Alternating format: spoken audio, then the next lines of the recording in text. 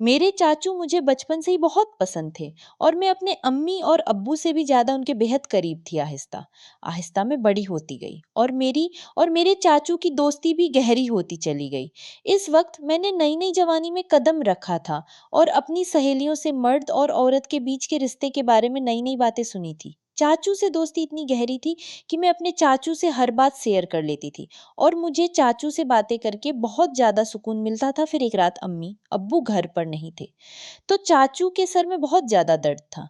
चाचू ने मुझे कहा, अंजलि जरा चाय बनाकर मेरे कमरे में ले आओ। मैंने जल्दी से चाय बनाई और चाचू के कमरे मैं चली गई। चाचू ने चाय साइड टेबल पर रखने को कहा। मैं चाय टेबल पर रखकर वापस जाने लगी थी कि चाचू ने मुझे पकड़ लिया और कहने लगे कि आज घर पर कोई भी नहीं है, तुम्हें अपने कमरे में डर लगेगा, इसलिए आज मेरे पास ही लेट जाओ।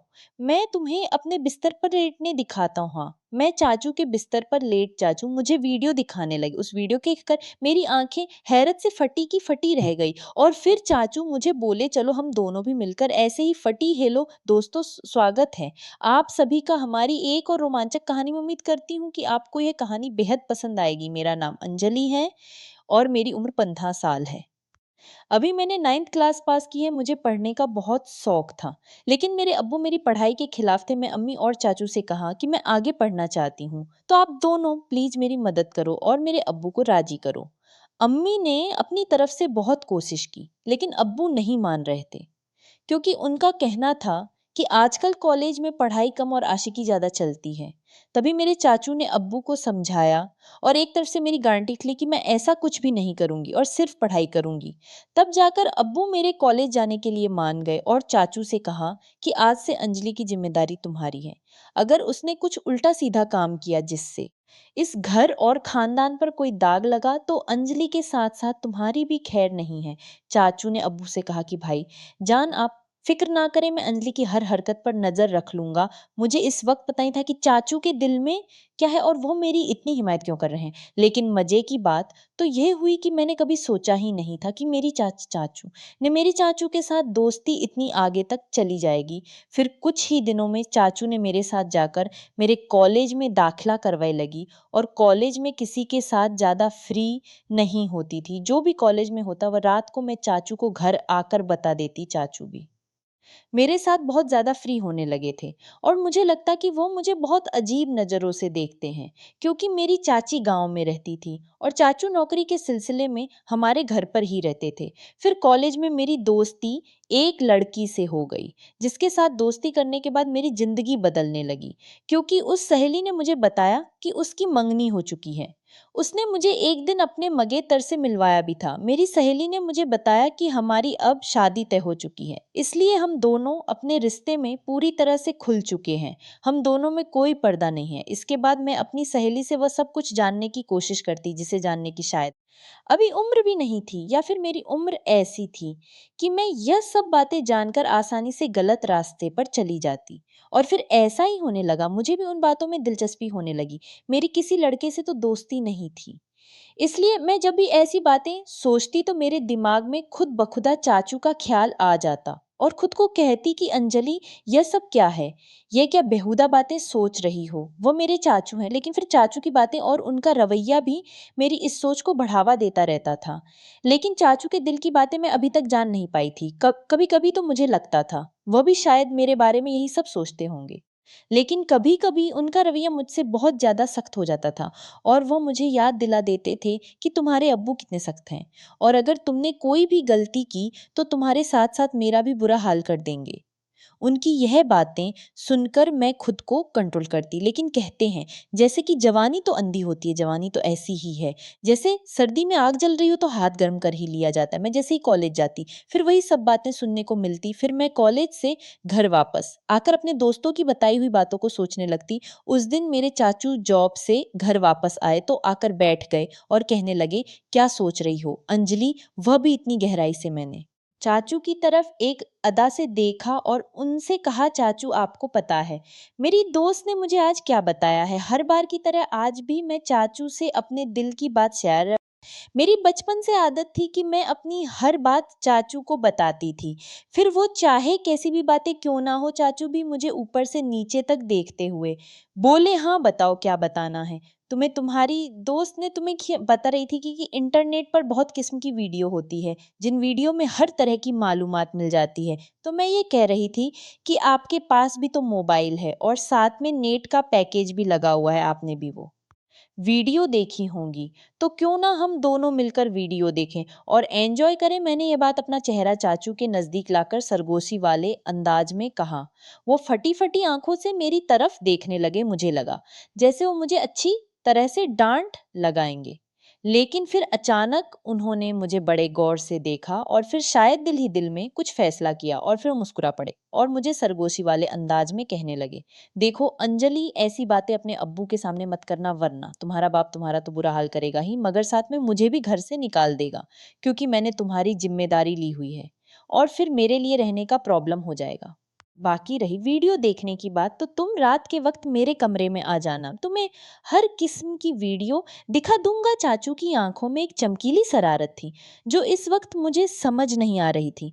इसके बाद चाचू अपने कमरे में चले गए और मैं पढ़ाई करने लगी और आने वाले वक्त के बारे में सोचने लगी। अब मेरा दिल किताबों में नहीं लग रहा था और बस रात को क्या होगा यही सोचने लगी, लेकिन पढ़ाई करना भी जरूरी था, क्योंकि पढ़ाई के मामले में चाचू बहुत ज्यादा सख्त थे और मुझे कहते थे सबसे पहले तुम्हारी पढ़ाई और बाकी मौज मस्ती बाद में है। और उनका कहना था कि अगर तुम पढ़ाई में भी अच्छी रहोगी तो तुम्हारे अब्बू भी समझेंगे और तुम्हारी आजादी के दरवाजे तुम्हारे लिए खुलते चले जाएंगे। उनकी यह बात मुझे भी बिल्कुल ठीक लगती थी, इसलिए मैंने अपने दिल से सारी बातें निकाली और मन लगाकर अपना कॉलेज का काम करने लगी और जल्दी जल्दी सा काम खत्म कर दिया। जैसे जैसे रात करीब आ रही थी मेरे दिल में भी हलचल हो रही थी। फिर जब मैं सारे कामों से फारिग हुई तो रात को आराम से मैं चाचू के कमरे में चली गई। मैं जब कमरे में गई तो चाचू लड़कियों की मैगजीन देख रहे थे। मुझे देखते ही वो मुस्कुराने लगे और उन्होंने जी वह मैगजीन छुपा दी। सर्दियों का मौसम चल रहा था और दिन बदन सर्दी बढ़ती जा रही थी। आज रात तो सर्दी बहुत ज्यादा थी, इसीलिए मैं जाते ही चाचू के बिस्तर में घुसकर चाचू के पास चिपक कर बैठ गई और उनसे कहा, अब मुझे जल्दी से वो वीडियो दिखा दो, नहीं तो फिर अब्बू के आने का टाइम हो जाएगा। फिर चाचू भी बिना टाइम वेस्ट किए मुझे वीडियो दिखाने लगे। वीडियो देखते ही मेरे अंदर से मुझे कुछ बदलाव महसूस होने लगे, लेकिन इत्तेफाक से हमने अभी चंद वीडियो ही देखी थी कि अबू हमारे कमरे में आ गए। अबू आते ही मुझसे कहने लगे, इतनी रात के वक्त चाचू के कमरे में क्या कर रही हो, चलो अपने कमरे में चली जाओ। अबू बहुत ही सख्त में डरती भी थी, तो जैसे ही अबू ने सख्त अंदाज में कहा, मैं सब कुछ भूल गई और जल्दी से अपने कमरे में आ गई। मैंने सोचा जैसे ही अबू चाचू के कमरे से निकलकर अपने कमरे में जाएंगे तो फिर से मैं चाचू के कमरे में चली जाऊंगी। लेकिन इस रात अब्बू को चाचू से शायद कोई जरूरी काम था, इसलिए अब्बू काफी टाइम तक उनके कमरे में बैठे रहे और इंतजार करते करते मुझे पता ही नहीं चला कि कब नींद आ गई और पता नहीं अब्बू चाचू के कमरे से कब गए। दूसरे दिन कॉलेज से लौटने के बाद मैं बेसब्री से रात का इंतजार करने लगी, क्योंकि मैंने कुछ वीडियो जो देख ली थी, जैसे तैसे करके मैं खुद पर काबू करने चली गई। मगर चाचू ने कहा, अभी मैं अपने इसका काम निपटा रहा हूं, ऐसा करो तुम थोड़ी देर बाद मेरे कमरे में आ जाना, मैं तुमको वीडियो दिखा दूंगा। मैं तो सुबह से ही वीडियो देखने के लिए बेताब हो रही थी, तो चाचू पर थोड़ा गुस्सा करके बैठ गई। मेरे मोबाइल में नेट का पैकेज लगा हुआ था। तभी मेरे मोबाइल पर किसी नए नंबर से मैसेज आया, उसकी भेजी हुई तस्वीर देखकर मेरी आंखें फटी की फटी रह गई। मैं अभी तक उस तस्वीर को देख ही रही थी कि उस आदमी के मैसेज आने लगे। वो काफी रोमांटिक अंदाज में चैट कर रहा था। मैं तो पहले ही बेताब थी, तो मैं भी उसी अंदाज में जवाब देने लगी। फिर मुझे ख्याल आया कि ये बात मुझे चाचू को बतानी चाहिए। मैं फौरन चाचू के कमरे में आई, लेकिन उनके कमरे का दरवाजा बंद था। तब मैं अपने कमरे में वापस आ गई और उस अनजान लड़के से वैसे ही बातें करने लगी। मैं मोबाइल पर उस वक्त मैसेज पर बात कर रही थी। जब मैंने उससे कहा कि मैं तुमको देखना चाहती हूँ और उसको वीडियो कॉल पर बात करने को कहा, लेकिन उस लड़के ने मना कर दिया। उस टाइम में अपने कमरे से बाहर निकली तो मेरी नज़र चाचू पर पड़ी। वो इस वक्त अपने कमरे से निकलकर सीढ़ियां चढ़ते हुए छत पर जा रहे थे और उनके हाथ में मोबाइल था। मुझे हैरत हुई कि वे रात के इस वक्त छत पर क्यों जा रहे हैं। रात के 3 बज रहे थे, मुझे नींद भी नहीं आ रही थी। लेकिन मेरे में यह शक आ गया था कि कहीं चाहे तो मुझे नए नंबर से मैसेज तो नहीं कर रहे हैं। खैर, मैं यही बातें सोचते सोचते अपने चाचू के ख्यालात में पता नहीं कब नींद की वादियों में खो गई और एक ख्वाब देखा जिसमें चाचू मेरे साथ थे और बोल रहे थे किसी काम को करने के लिए। तभी मेरी आंख खुल गई। सुबह मैंने देखा चाचू का मूड बहुत अच्छा था। वो मेरे साथ बहुत हंस हंस कर बातें कर रहे थे। इससे पहले मैं अपने कॉलेज पैदल जाया करती थी, लेकिन उस दिन चाचू ने कहा आज मैं तुम्हें अपनी बाइक पर कॉलेज के लिए लेकर जाऊंगा। तो मैं भी उनके साथ चल पड़ी। जैसे ही कॉलेज खत्म हुआ और गेट से बाहर निकली तो चाचू मेरा पहले से ही इंतजार कर रहे थे, क्योंकि मेरी दोस्त मुझसे नाराज थी। क्योंकि हम दोनों के मेरी दोस्त मुझसे नाराज हो गई थी। चाचू ने रास्ते में मेरी उदासी की वजह पूछी तो मैंने उन्हें बताया कि मेरी सहेली से लड़ाई हो गई है और मेरा मूड बहुत ज्यादा खराब है। तो चाचू ने कहा चलो तुम्हारा मूड ठीक करता हूँ, और चाचू ने बाइक एक बिरयानी की शॉप पर रोक दी। उन्हें पता था कि मुझे बिरयानी बहुत पसंद है। फिर हम दोनों ने वहां बैठकर बिरयानी खाई और कोल्ड ड्रिंक भी पी। चाचू वहां भी मुझसे हंसी मजाक कर रहे थे। इसके बाद मैं चाचू के साथ घर वापस आ गई। शायद किसी रिश्तेदार के घर पर मौजूद नहीं थे, शायद किसी रिश्तेदार की शादी में गए हुए थे। तो चाचू मुझसे पूछने लगे कि तुमने मुझसे दोबारा से वीडियो देखने को क्यों नहीं कहा। तो मैंने उन्हें बताया कि मैंने तो पहले से ही देख ली है। चाचू एकदम से चौंक कर मेरी तरफ देखने लगे और बोले वो कैसे। देखिए तुम्हारे पास तो सिर्फ सिंपल पैकेज होता है, उन्होंने सख्त अंदाज में पूछा था।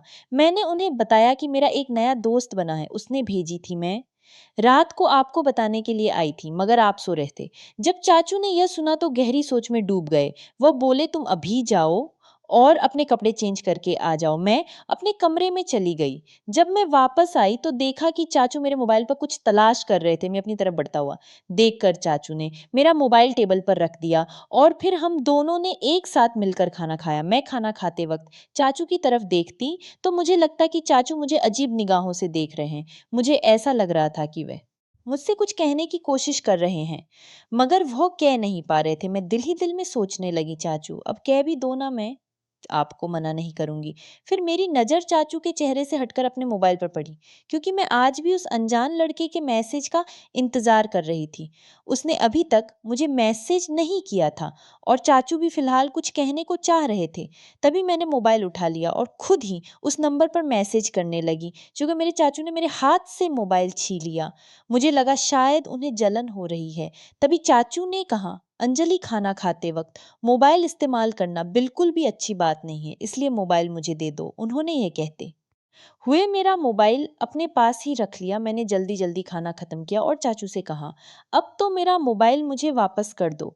तब उन्होंने कहा दे दूंगा, अभी तुम ऐसा करो कि बर्तन समेट कर मेरे कमरे में आ जाओ। मैं तो खुश हो गई कि शायद जलन में आकर आज चाचू मेरी ख्वाहिश को पूरा जरूर करेंगे। मैंने ऐसा ही किया। जल्दी जल्दी बर्तन समेटे, फिर कॉलेज काम भी खत्म किया और रात के 11 बज रहे थे जब मैं चाचू के कमरे में आई और उनसे कहने लगी अब तो मुझे मेरा मोबाइल दो, मुझे उस दोस्त से बात करनी है। चाचू ने कहा मेरे सर में बहुत ज्यादा दर्द हो रहा है, जाओ पहले मेरे लिए अच्छी सी चाय बना कर लाओ। मैं चाय बनाने चली गई। कुछ देर बाद मैं चाय बनाकर कमरे में आई और चाय टेबल पर रख दी और मुड़कर जाने ही लगी। तभी चाचू ने मुझे बाजू से पकड़ लिया और बोले आज घर में कोई भी नहीं है, तुम्हें अकेले सोने में डर लगेगा। आज रात तुम मेरे कमरे में ही रुक जाओ। मैं खामोश निगाहों से उनकी तरफ देखने लगी, क्योंकि आज रात मुझे उस लड़के से वीडियो कॉल पर बात करनी थी। मैंने जानबूझ चाचू को वापस जाने के लिए बात कह दी कि मैं अपने कमरे में जाऊंगी और अपना उनसे छुड़ाकर कमरे से बाहर जाने लगी। मगर चाचू ने मुझे जाने से रोक दिया और बोले मैंने जो कहा है उतना ही करो। उन्होंने सख्त लहजे में कहा था और मुझे अपने बेड पर लेटने को कहा। मैं भी डर के मारे चाचू के पास ही रुक गई। वो काफी देर तक तो मेरा मोबाइल इस्तेमाल करते रहे और मुझे सोने भी नहीं दिया। फिर चाचू ने मेरे साथ जो व्यवहार किया वो मैं कभी सोच भी नहीं सकती थी। रात के 2:30 बजे तो उन्होंने मुझे कहा तुम देखना चाहती हो ना कि वह लड़का कौन है जो तुम्हें वीडियो और तस्वीर भेजता है। चाचू की बात सुनकर मैं बहुत ज्यादा खुश हो गई और बोला हाँ मैं देखना चाहती हूँ। चाचू ने मेरा मोबाइल मेरे हाथ में थमा दिया और कहा, देखो इसको। उसकी तस्वीर देखकर मेरे होश उड़ गए, क्योंकि वह लड़का मेरी दोस्त का मंगेतर था। मैं फटी फटी हुई आंखों से चाचू की तरफ देखने लगी। मेरी आंखों से आंसू निकल पड़े थे। फिर चाचू बताने लगे कि तुमने जब मुझे इस लड़के के बारे में बताया तो मैं समझ गया था कि जरूर कोई तुम्हें बेवकूफ बना रहा है। तभी मैंने तुम्हारे मोबाइल से अंजलि बनकर इस लड़के से बात करना शुरू कर दिया। वो तुम्हारी तस्वीर बनाकर सोशल मीडिया पर डालने वाला था। अगर मैं उसे ना डराता तुम बर्बाद हो जाती और खानदान की इज्जत खराब हो जाती, और तुम्हारे अब्बू तुम्हारा और मेरा जो हस्र करते। वो अलग अंजलि बेटी, तुम्हारी यह उम्र कुछ अच्छ सीखने की है। ऐसी बुराई वाली बातों से उन खुद को बचा कर रखो। तुम जब मुझसे ऐसी बातें करती थी, तब मैं उन बातों को तुम्हारा बचपन और मजाक समझकर टाल देता था, मगर फिर मुझे एहसास हुआ कि मुझे टालने की बजाय तुम्हें किसी तरह से समझाना चाहिए। तभी मैंने तुम्हें सख्ती से समझाने के बजाय तुमसे दोस्ती बढ़ाई। अगर उस वक्त मैं तुमको सख्त अल्फाजों में समझाने की कोशिश करता, तो शायद तुम समझने के बजाय नाराज हो जाती। फिर तुम मुझसे दूर होकर दूसरे लोगों के जाल में फंस जाती। चाचू की बात सुनकर मैं फूट फूट कर रोने लगी। उन्होंने मुझे दिलासा देकर खामोश करवाया और समझाया कि मैं कॉलेज में ऐसी लड़कियों से दोस्ती करूं जो पढ़ाई में तेज होना, कि बुरे कामों में। मैंने चाचू से कह दिया कि मैं अब सिर्फ अपनी पढ़ाई पर ध्यान, बुरे कामों में अब बिल्कुल भी नहीं पढ़ूंगी। दोस्तों, आज के दौर में माँ बाप अपने बच्चों को अपने साथ हर बात शेयर करने की इजाजत नहीं देते। यह उनके साथ बहुत बड़ी नाइंसाफी है। बच्चों को अच्छे और बुरे काम की तमीज सीखनी चाहिए, और स्कूल या कॉलेज में किसी भी तरह की कोई भी हरकत हो तो अपने माँ बाप के साथ शेयर करनी चाहिए, ताकि फ्यूचर में आने वाली मुश्किलों से बचा जा सके। हर माँ बाप को अपने बच्चों से सही और गलत में फर्क नजर रखनी चाहिए, ताकि अंजलि की तरह उनकी और उनके घर वालों की इज्जत महफूज रहे। तो मेरे प्यारे दोस्तों, इस मामले में आपकी क्या राय है? कमेंट करके जरूर बताएं। अगर आप ऐसी ही और भी इंटरेस्टिंग और रोमांटिक कहानियां सुनना चाहते हो, तो चैनल को सब्सक्राइब जरूर कर ले और बेल आइकन ऑन कर ले, ताकि आपको मेरी आने वाली नई वीडियो की सूचना तुरंत मिल सके। कल मिलेंगे एक और नई कहानी।